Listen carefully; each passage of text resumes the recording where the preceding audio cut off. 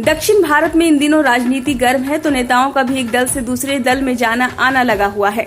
चुनावी राज्य में कर्नाटक के पूर्व सीएम और बीजेपी के कद्दावर नेता जगदीश शेट्टार को टिकट नहीं मिला तो नाराज होकर उन्होंने पार्टी छोड़ दी। कांग्रेस अब उन्हें अपनी ओर लाने की कोशिश में है। वहीं दक्षिण में पैर जमाने के मिशन में जुटी बीजेपी को तब सफलता मिली जब वरिष्ठ कांग्रेसी नेता सीआर केशवन कांग्रेस छोड़ उसमें शामिल हुए। दोनों के बारे में बता रही हैं। कर्नाटक के पूर्व मुख्यमंत्री और बीजेपी नेता जगदीश शिवप्पा शेट्टार ने टिकट न मिलने से नाराज होकर बीजेपी से इस्तीफा देने की घोषणा कर दी है। अब कांग्रेस उन्हें अपने पाले में करने की कोशिश कर रही है। शेट्टार का दावा है कि वो 2 दर्जन से अधिक विधानसभा सीटों के परिणाम प्रभावित कर सकते हैं। शेट्टार की सियासी हैसियत से इनकार भी नहीं किया जा सकता। वो 2012 से 2013 तक कर्नाटक के मुख्यमंत्री रहे हैं। 68 वर्षीय शेट्टार 2008 से 2009 के बीच कर्नाटक विधानसभा के अध्यक्ष भी रहे। अभी वह हुबली धारवाड़ विधानसभा सीट से विधायक हैं। 20 अगस्त 2019 को बीजेपी के नेतृत्व वाली सरकार में उन्हें मध्यम उद्योग के कैबिनेट मंत्री के रूप में शामिल किया गया था। बीएस येदियुरप्पा के इस्तीफे के बाद जब कैबिनेट को भंग किया जा रहा था तो उन्होंने घोषणा कर दी थी कि भविष्य में किसी कैबिनेट का हिस्सा नहीं होंगे। ये इस बात का संकेत था कि शेट्टार नाराज हो चुके हैं।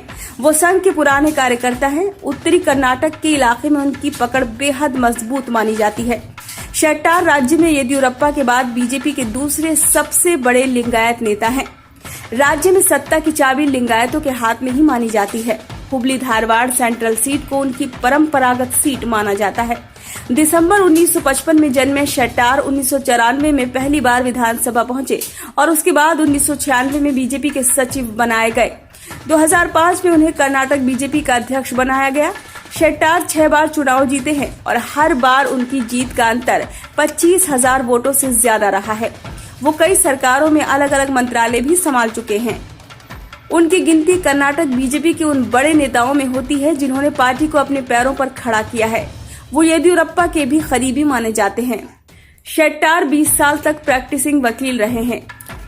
ध्यान रहे, बीजेपी कर्नाटक चुनाव के लिए अब तक 224 में से 212 नामों की घोषणा कर चुकी है, लेकिन 2 लिस्ट आने के बाद भी उनका नाम नहीं आया। इसी बात को लेकर वो बीजेपी से नाराज हैं।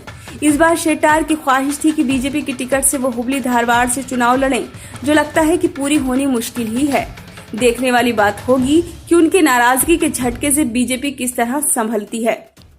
सीआर केशवन आजादी की लड़ाई में गांधी और नेहरू के साथ मिलकर अंग्रेजों के खिलाफ आवाज बुलंद करने वाले और आजादी के बाद देश के पहले गवर्नर जनरल बनने वाले सी राजगोपालाचारी के परपोते हैं।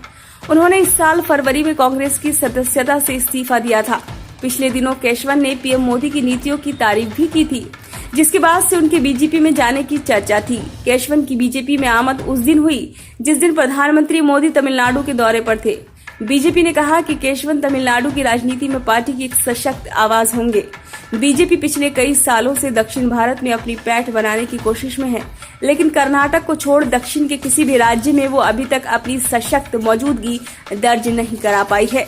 केशवन के जरिए वो राजा जी की विरासत के साथ तमिलनाडु के सवर्ण तबके को संदेश देने की कोशिश करेगी। केशवन ने राहुल गांधी की अगुवाई वाली भारत जोड़ो यात्रा से भी दूरी बनाई थी। उन्होंने 2000 में कांग्रेस का हाथ थामा था। पार्टी के भीतर चर्चा थी कि सी राजगोपालाचारी की विरासत से आने वाले केशवन को सीधे हाईकमान और दिल्ली में उनके उच्च संपर्कों ने तमिलनाडु की राजनीति में प्रवेश कराया है।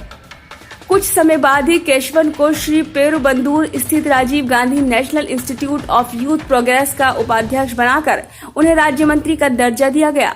यूपीए सरकार के दौरान जहां केशवन और इस संस्थान ने देश के युवाओं से जुड़ी नीतियों को दिशा देने में सक्रिय भूमिका निभाई, वहीं प्रसार भारती से भी जुड़े रहे।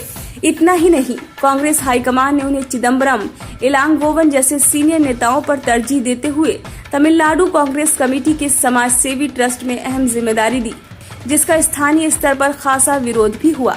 उनके ऊपर आरोप लगते हैं कि उन्होंने ट्रस्ट की जिम्मेदारियों को ठीक ढंग से नहीं निभाया।